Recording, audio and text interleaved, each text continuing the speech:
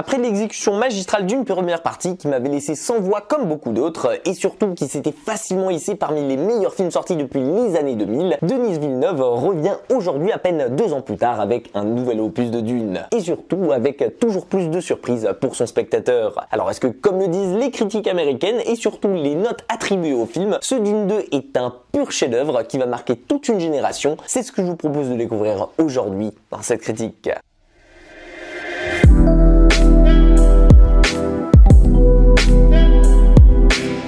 Si vous aviez vu le premier opus ou bien que vous l'avez maté récemment, vous vous souvenez sûrement que Paul Atreides, alias Timothée Chalamet, avait à la fin de ce dernier décidé de rejoindre la tribu des Fremen. Et pour ce faire, il avait même dû participer à un combat afin de prouver sa valeur et surtout sa loyauté envers eux. Et bien c'est pile là, quelques heures à peine après ce combat, que reprend directement cette suite ici. On va donc de nouveau le retrouver, lui et sa mère Bene Gesserit, tous deux à se fondre parmi les Fremen afin d'en apprendre les us et coutumes et d'en devenir un à son tour. Mais pendant leur apprentissage et pendant surtout que Paul apprend à vivre et à ne faire plus qu'un avec le désert, et bien pendant ce temps-là, la maison des Harkonnen en profite, elle, pour asseoir un peu plus sa dominance sur Arrakis en reprenant peu à peu le contrôle de l'épice. Maintenant qu'il n'y a plus un seul Atreide en vie. Enfin, tout du moins, c'est ce qu'ils croyaient après la nuit sanglante de leur attaque, car ils ne sont pas encore au courant que Paul et sa mère ont survécu. Et justement, tout ce temps passé sans être recherché, Paul va pouvoir le mettre à profit pour devenir véritablement un des leurs, pour manier le sable et la danse du désert face aux vers géants, et même apprendre et monter à diriger le Shai Hulud, tel un véritable Feydakin. Seulement, vous imaginez bien que cette quête, elle ne va pas être de tout repos pour lui, surtout quand, en plus de tout ça, et sur ses épaules vont peser le poids immense d'une prophétie, selon laquelle il serait le Messie tant attendu par ce peuple pour venir les délivrer. Et c'est d'ailleurs cette prophétie qui va venir rythmer l'entièreté de ce second opus ici. Car si Paul de son côté ne croit pas en la prophétie, et bien malheureusement pour lui, une majeure partie des Fremen qui l'ont accepté parmi eux place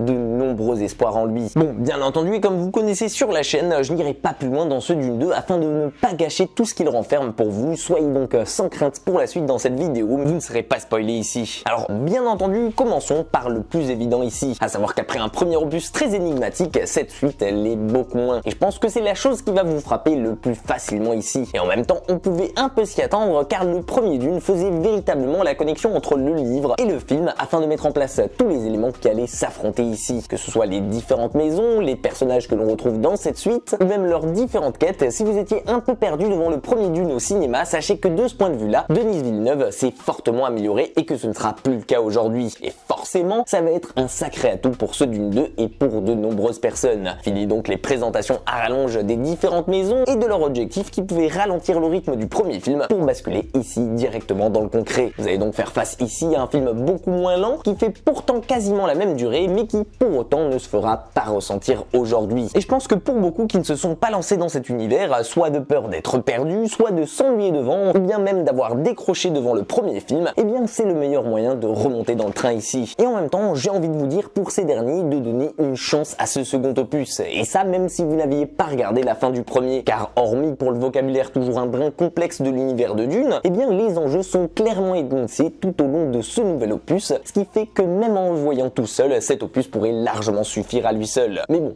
voyez quand même le 1 s'il vous plaît, c'est un putain de chef-d'œuvre. Passez donc le plus gros problème de Dune 1, c'est sûr que vu comme ça, on pourrait se dire que Dune 2 est parfait en tout point et qu'il est film tant attendu par de nombreuses personnes. En effet, le scénario avance, il y a beaucoup plus d'action que dans le 1, l'ambiance est toujours autant prenante et chaque scène est un putain d'orgasme visuel, ne serait-ce que pour sa mise en scène sublime et sa photographie qui surpasse tout ce qu'on a pu voir récemment. On sent qu'on est réellement ici face à du grand space opéra façon Star Wars et que tout le talent de Denis Villeneuve se fait ressentir à travers chaque scène et pour une fois on ne se demande à aucun moment où est parti son budget comme chez un film de chez Disney par exemple. Et d'ailleurs je vais pas le remettre sur la table mais bien entendu Hans Zimmer est un putain de génie et qu'il sublime absolument toutes les scènes de combat ici avec ses musiques comme il savait déjà le faire dans le premier. Mais par-dessus tout, s'il y a bien une chose qui m'a autant fasciné avec le traitement de Dune 2 ici et qui je pense va vous marquer aussi, c'est la dimension religieuse de l'univers de Dune qui à travers ce second opus se met en œuvre petit à petit autour de son histoire et qui est tout simplement fascinante ici. On apprend enfin plus sur les Bene Gesserit et sur leur religion, sur la prophétie qui entoure le personnage de Paul, mais aussi et surtout on en apprend enfin plus sur le lore dans cet opus qu'on contrairement au premier qui nous laissait un petit goût d'inachevé en bouche. Mais alors, qu'est-ce qui peut m'empêcher moi aussi de dire que ce Dune 2 est à un niveau de finition tel que c'est le film parfait et que c'est l'un des meilleurs films que j'ai vu de ma vie? Eh bien, en réalité, plusieurs choses m'en empêchent ici. À commencer par son effet de surprise qui forcément n'est plus présent du tout ici. Alors, je sais que beaucoup seront contents de voir enfin son scénario avancer et d'avoir des réponses aux questions qu'il se posait à la fin du premier Dune, mais pour ma part, forcément, je trouve qu'on perd un petit peu ici en échange de la superbe et de l'attrait du film du premier qui faisait que je l'adorais, à savoir tout son côté énigmatique et qui nous laissait rêveurs avec la mise en place de ses personnages et de ses maisons emblématiques auxquelles le scénario a loué une grande partie de son temps pour qu'on le prenne justement à s'attacher à leur objectif et surtout à la mission du Messie, à savoir Paul. Et justement, ce rythme calme allait pour moi très bien avec le style de film et avec tout cet univers qui se mettait peu à peu en place. Et malheureusement, aujourd'hui,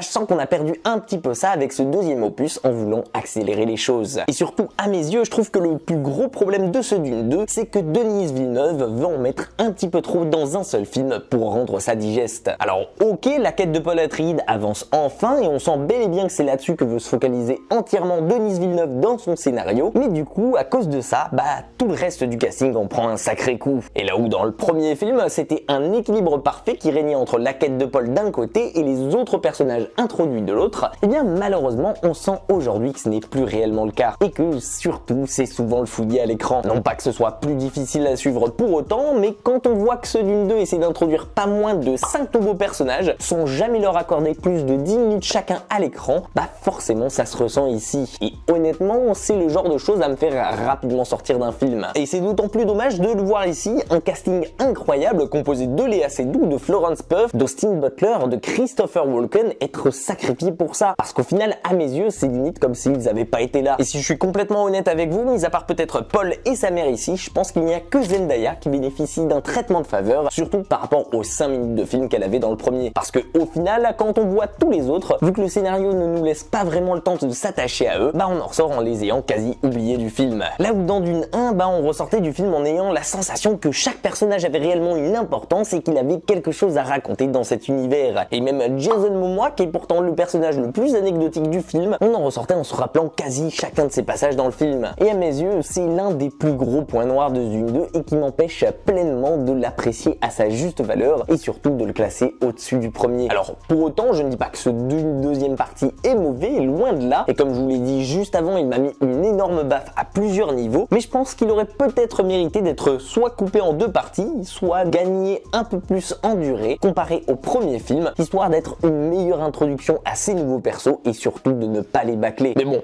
les goûts, les couleurs, vous savez, ça peut pas plaire à tout le monde, et s'il faut, je suis le seul qui lui reproche ça. En tout cas, mis à part tout ça, bien entendu, pour le reste, ce Dune 2 reste toujours hyper impressionnant. C'est du grand spectacle épique, spectaculaire et prenant, comme l'était déjà son aîné. Et je pense que à ce niveau-là, ce sera dur de voir un autre film le dépasser cette année. Mais bon, dans une année où vont sortir un nouveau La Planète des Singes et surtout Furiosa, je pense que la concurrence risque d'être dure. Et vous, qu'est-ce que vous avez pensé de ce Dune deuxième partie? Est-ce que pour vous, il est aussi intense et mémorable que le premier, mieux ou même au-delà de vos attentes? Donnez-moi votre avis dessus dans les commentaires, j'ai hâte d'en parler avec vous. En attendant, si ma vidéo vous a plu, pensez au petit like, au partage et à l'abonnement si ce n'est pas déjà fait. Prenez soin de vous et moi je vous dis à très vite dans une toute nouvelle critique.